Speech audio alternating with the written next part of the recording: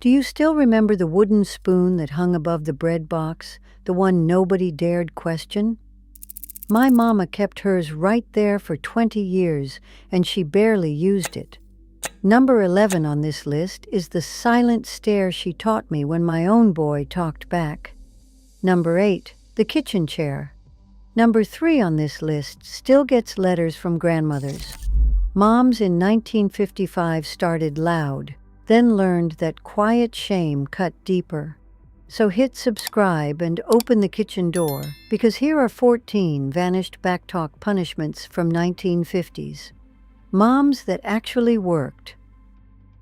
Number 14, the Bible verse copy assignment. When my mouth got ahead of my manners, my mama did not raise her voice. She slid a tablet across the kitchen table and gave me a single verse to copy 10 times in my best handwriting. Honor thy father and thy mother, that thy days may be long upon the land. That was the one. Every loop of every letter had to be neat, or I started over. It was quiet work, and it took the steam out of me before the ink was dry. Lots of moms did this in the 1950s, not just church-going ones. Reader's Digest ran little columns about copywork as a cool-down, and teachers used it too. There was no lecture, no chase around the house, just paper, pencil, and a long ruled line that pulled me back to a softer voice. I still keep a little notebook on the kitchen counter for my own granddaughter when her tongue runs hot. She rolls her eyes the first time. By the third time, the words are doing the work my voice would have ruined. Number 13. Go to your room until you can speak respectfully. This one sounds soft until you have lived it. My mama never yelled the sentence. She lowered her voice and pointed up the stairs, and the whole house felt smaller. I had to stay there until I could come down and try the words again, in a tone she could welcome. No timer, no 5 minutes. It ended when my heart slowed down and my mouth caught up. Sometimes that was 10 minutes. Sometimes it was an hour with my forehead on the bedspread. The trick was the second half. I had to come back and say the thing properly, looking at her, before I could rejoin the kitchen. Dr. Spock's 1946 Baby and Child Care had nudged American moms toward words over swats by then, and you can hear that shift in this method. It was discipline that handed the rope back to the child. You decided when you were ready. You also learned that the front of your tongue belonged to the family table, and the back of your throat could stay in your room. Number 12. Soap on the tongue. I am only telling you this one because it was real, and pretending it was not is dishonest. In the 1950s, a bar of Ivory or Lifebuoy by the kitchen sink was sometimes used after a sharp word, a curse, or a bald-faced lie at the dinner table. Several American school boards in that decade even ruled it a legitimate punishment, which tells you how normal it had become outside the home, too. My mama did it to me once, and I remember it more than I remember any spanking I never got. The bitterness was the point. It made the mouth remember the word for hours. Looking back now, with everything we know about shame and the way it sits inside a small body, I would not raise my own grandchildren this way, and I do not recommend it. But the older mothers were not cruel women. They were doing what their mothers did, and they believed words had a weight that needed a physical answer. We can hold both truths. We can honor the discipline behind it and still leave the soap at the sink for washing hands. Number 11. The silent stare that ended it. I promised you this one at the top, and here it is. My mama could stop a sentence in my throat with her eyes. She did not narrow them. She did not lean in. She simply set her chin, kept her hands where they were, and looked at me until the room knew what I had done. No words, no threat. Just held attention, the kind a child cannot outrun. The first time I tested it. I kept talking, faster, looking around for a way out.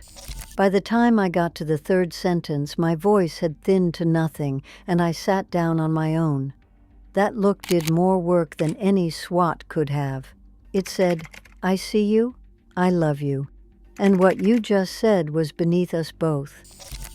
Modern parents call it the calm gaze now, and a lot of therapists teach it as a regulation tool for big feelings. My mama would have laughed at the fancy name. To her, it was just the kitchen table look. I taught it to my own boy when he was 4, and last Sunday I watched him use it on his daughter. Tell me something in the comments. What is the one thing your mother did when you talked back that you said you would never do until you became a parent yourself? I read every single one, and I think you are going to see your own kitchen in a lot of them. Number 10. Apologize to each person in the room. If I sassed my mama at Sunday dinner, I did not get to mumble one general sorry and slide back into my mashed potatoes. I had to go around the table, look at every adult and every sibling, and say the words to each face. Aunt Ruth, sorry. Daddy, sorry. My little brother, sorry. Even the dog if I had kicked at him. It took forever, and that was the point. The 1950s family was built on the idea that disrespect was not just between two people. It poured out and landed on whoever was within earshot. Emily Post said as much in her 1950 edition of Etiquette, which sat in a lot of American living rooms next to the radio. The repeated apology pulled the splash back.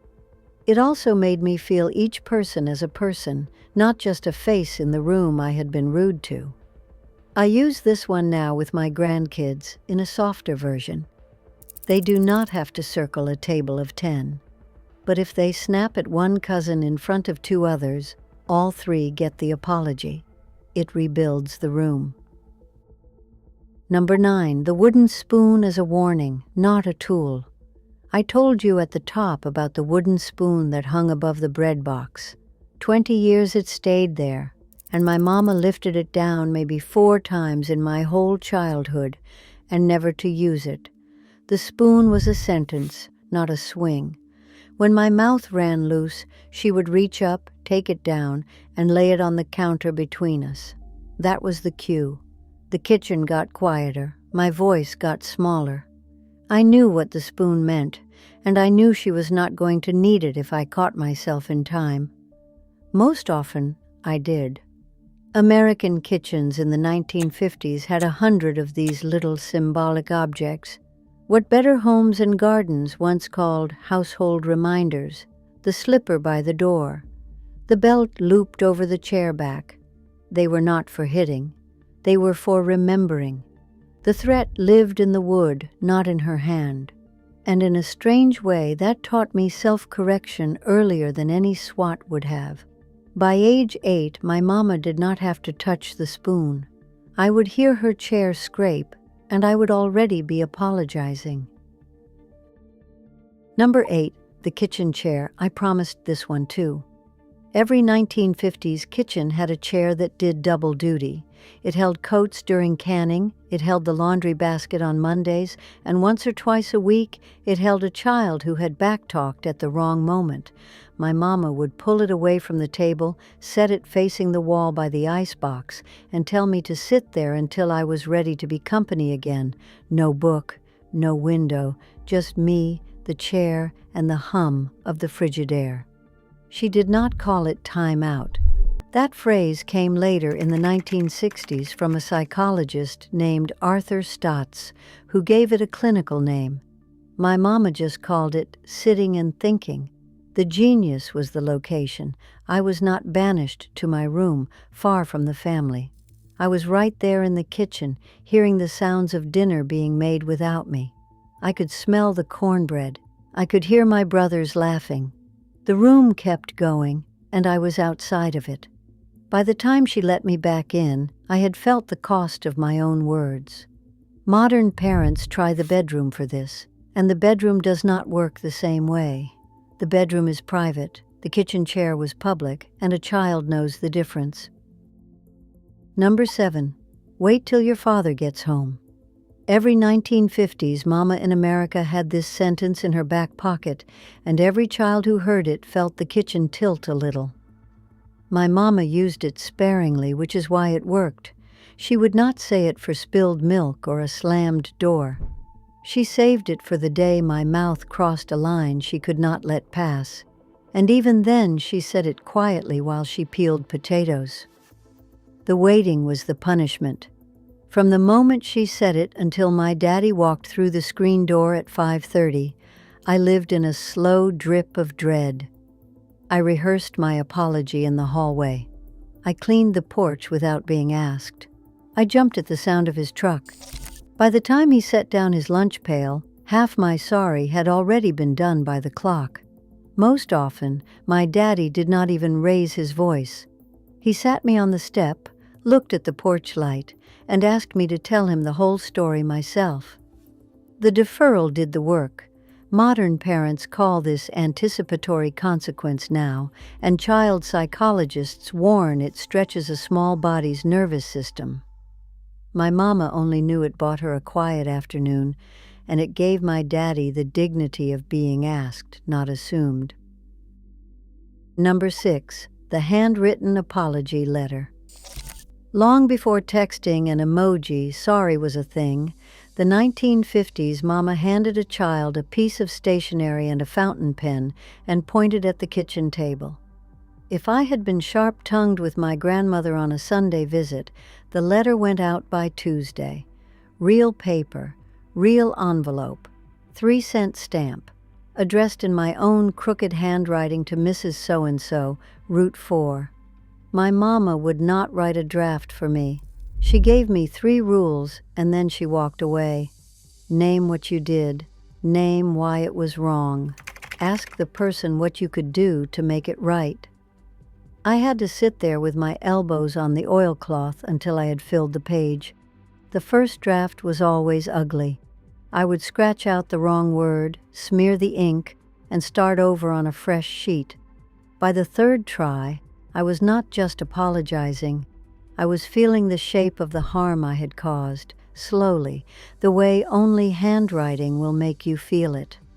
Emily Post's 1950 edition of Etiquette devoted whole pages to the etiquette of the personal note, and most American mothers kept a stationery drawer specifically for situations like this. When the letter was done, my mama read it once, nodded, and sealed it. She did not let me complain that the recipient might be embarrassed. The embarrassment was the point.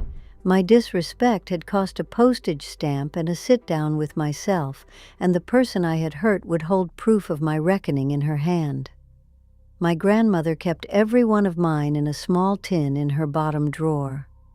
After she passed, my mama gave them back to me. 11 letters, 10 years of growing up. Reading them now, in my own bad child hand, I see a girl learning that words do not vanish into the air. They land. They can also, if you write them careful enough, be the thing that brings you back.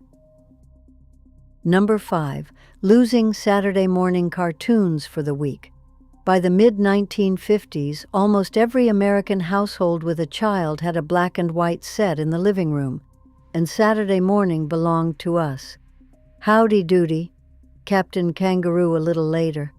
The cereal in the bowl, the rug on the floor, the rabbit ears bent just right. That hour was sacred, and the 1950s mama knew it. So when my mouth ran loose on a Wednesday, the punishment came on Saturday. No cartoons.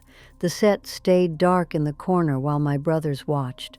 I had to sit at the kitchen table with a chore or a book and listen to them laugh in the next room. The delay was the genius. By Saturday, the Backtalk itself was a distant memory, and the only thing left was the cost.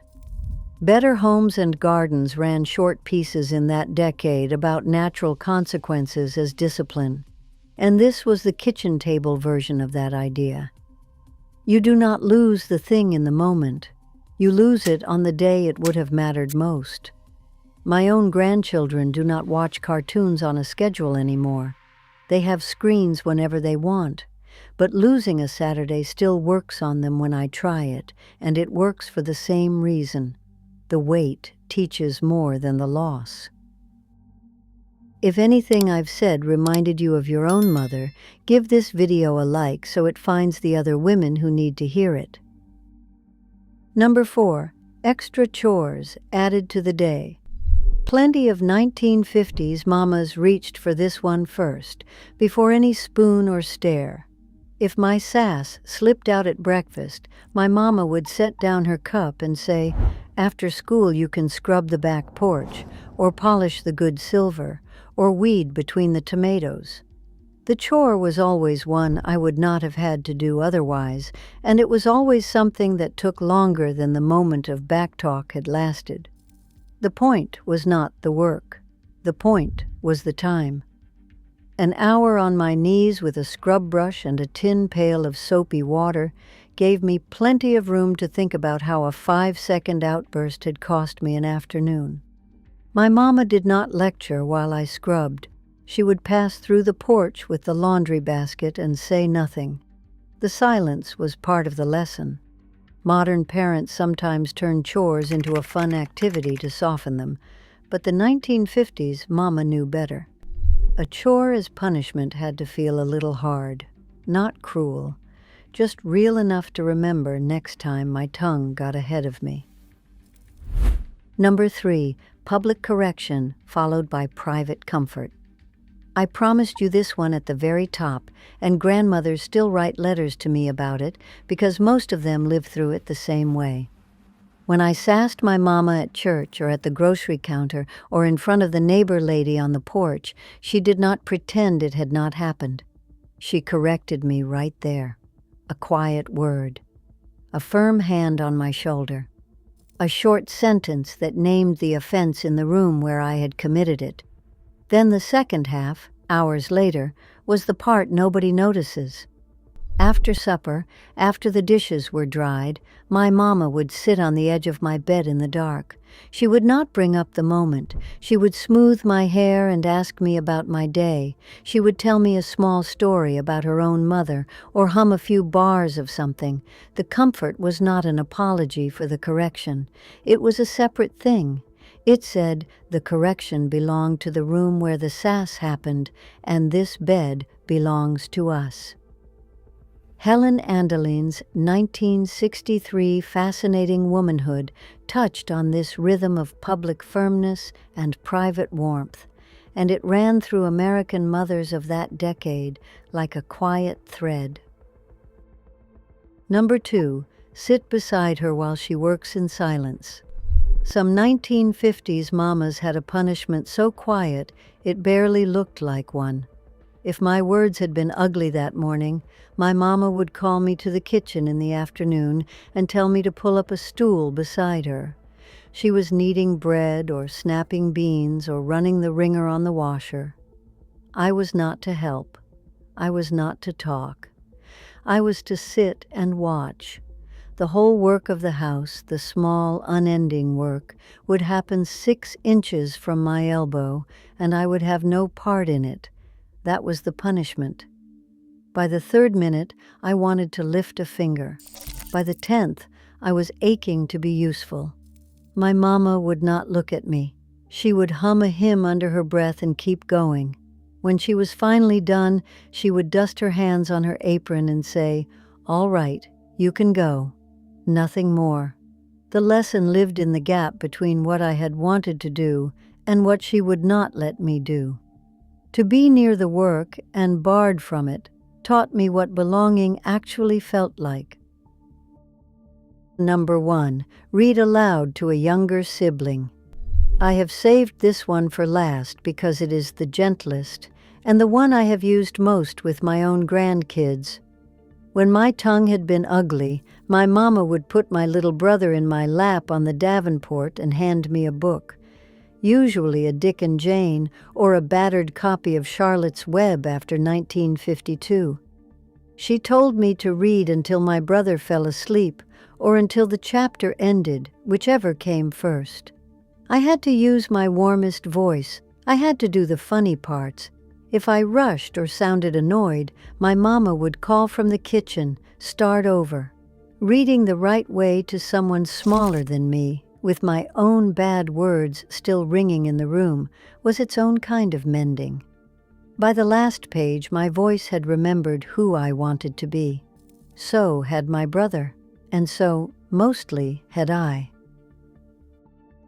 Share this with the daughter or the granddaughter in your life who is just now standing in her own kitchen, wondering how to hold the line without raising her voice.